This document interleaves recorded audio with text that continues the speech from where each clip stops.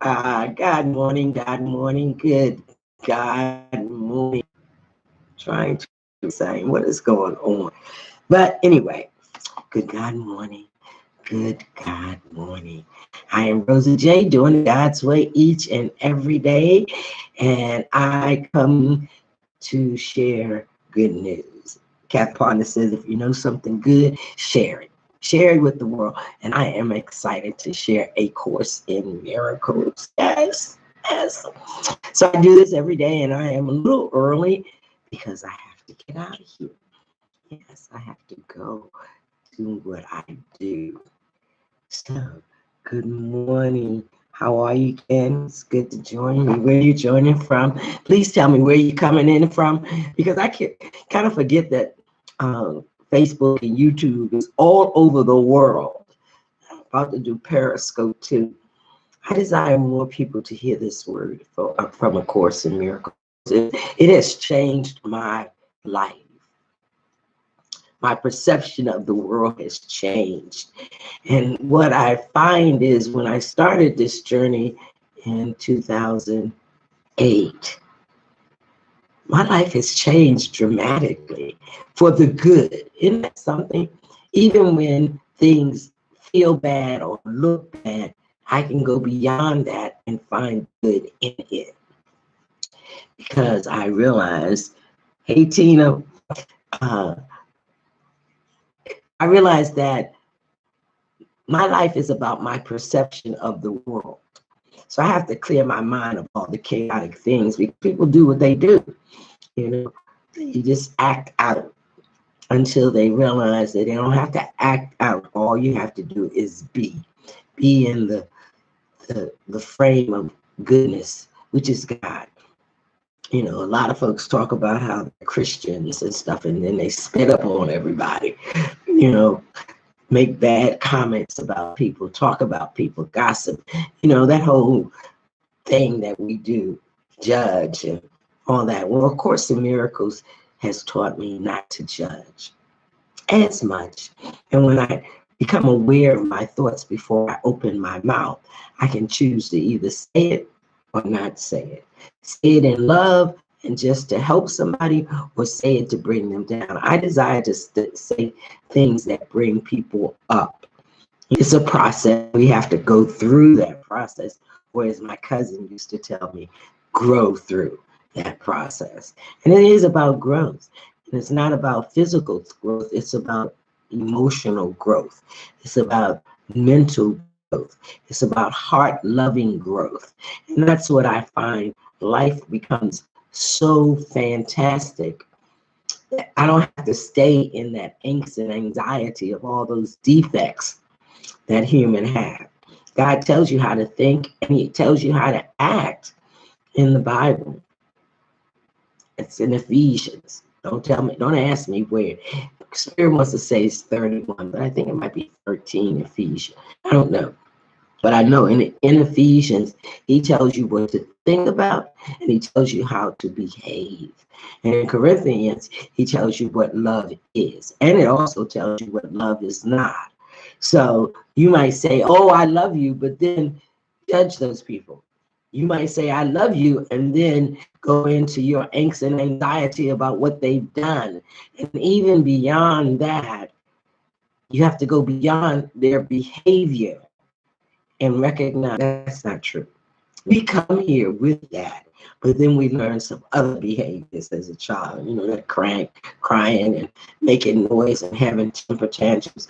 We had those when we were kids, and at some point in everyone's life, you gotta grow up. You have to stop behaving like a child, because you have to walk in your power of knowledge and goodness and what you're meant to be. And we all come here with this, and we have to just remember who we are. So I was introduced to the Course in Miracles by Sister Reverend Valerie Love. And when I first started reading, it was so confusing. It's like the Bible. When you first started reading to it, and we of God, that we can become the Christ-like image child, that we are all connected, in a spiritual way, and we feel each other's pain. Things are good. All things. You know, this behavior may not be good, but behind the behavior is the light of God. So a lot of folks do things and they have to end up being incarcerated or being punished by their own consequences because we do have social laws. But social laws are the spiritual laws, and God's law is definite, even if we can't see it. So in A Course of Miracles, you learn how to become aware of your thoughts and change them just by saying a statement, not prolificating on all the why it happened and who it happened to and justifying behavior and all that. We just have to make statements and turn our thoughts around. James Allen says, our thoughts are real. They create our environment. We live by our thoughts, even if we don't recognize it. The things that we think and the things that we feel and the things that we say create our outer perception of the world. So it's about learning differently and remembering who we are and who we stand for. That's my belief, and life has changed. So I ask that you just kind of keep in mind, write down a thought that's projected in these lessons and see how things change for your days as you live them.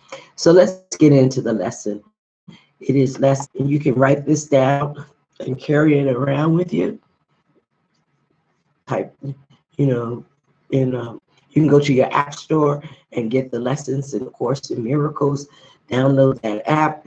You can get a message sent to you to remind you to say it. You can write it on your home screen. There's a lot of ways to remember it. Lesson 71 says, only God's plan for salvation will work. Only God's plan for salvation will work. Let's say that. Only God's plan for salvation will work. That's it. That's all. There are no other plans that will work. Not even your plans, because a lot of times our plans are ego. It's about the money, it's about the car, it's about the house, it's about the kids, it's about the... Sometimes you have to let people stand on their own behavior and just bless them that they may walk in the light of God, because we all have that light in us.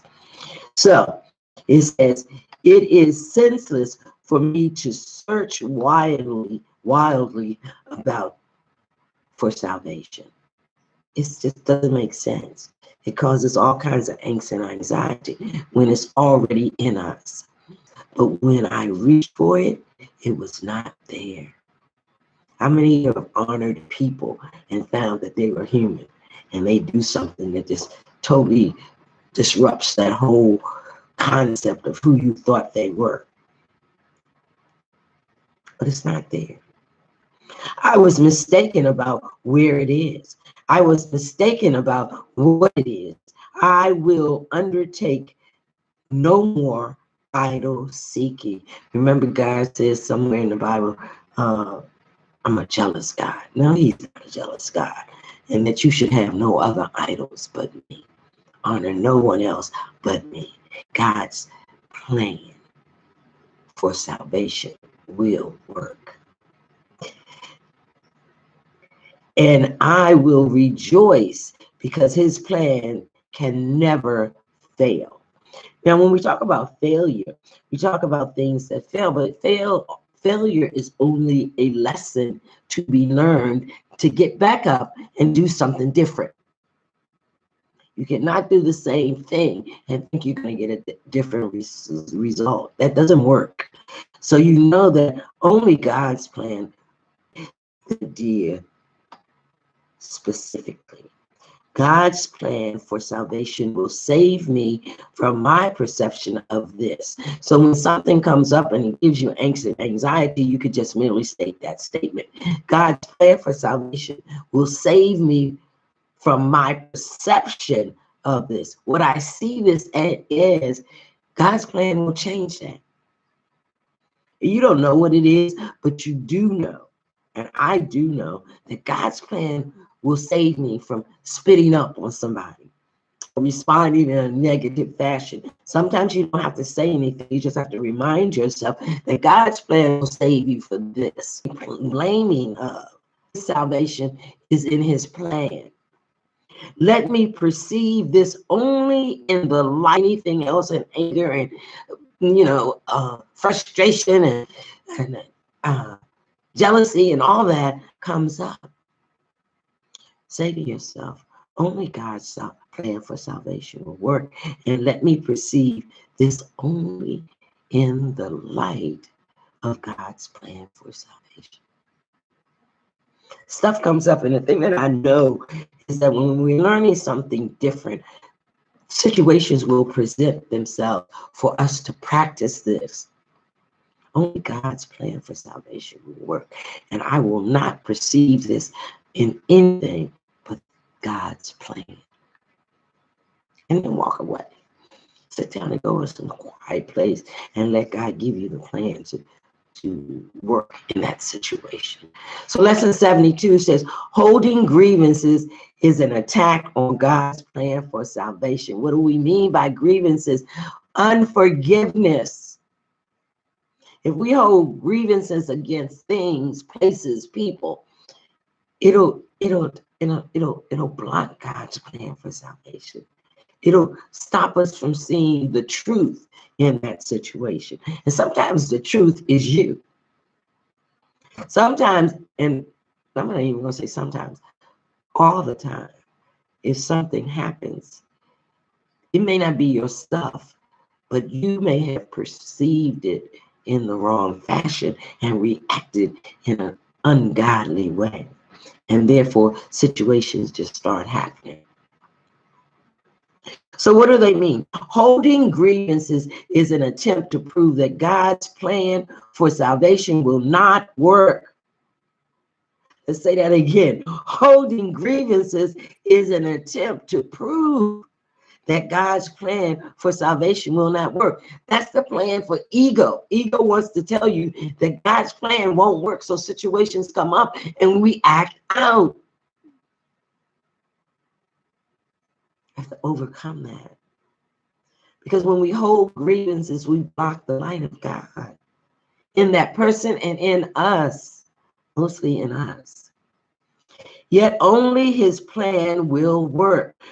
By holding grievances, I am therefore excluding my only hope for salvation from my awareness.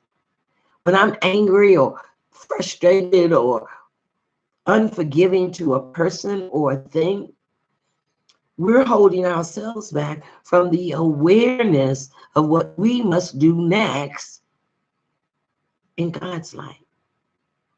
I would no longer defeat my own best interests in this insane way.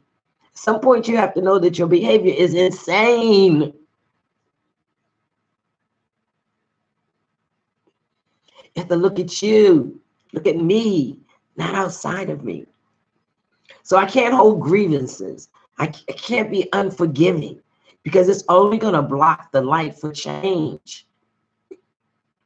Forgiveness is the way to love, and love is God. I would accept God's plan for salvation and be happy. See, because when you have unforgiveness, you cannot be happy.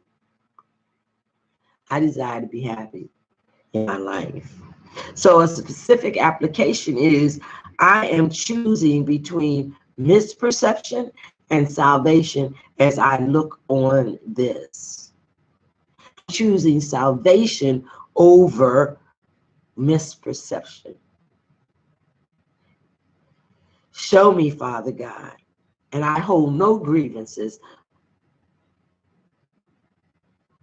because grievances hold me back from God's salvation. If I see grounds for grievances in this, I will not see the grounds for my salvation. If I hold those grievances, if I hold that unforgiveness, I will not see why I should be saved. Because I'm so angry. Because I'm so hurt. So I'm so jealous. Mocking people. Talking about people. But if I stay in that space, I will hold back on my own salvation.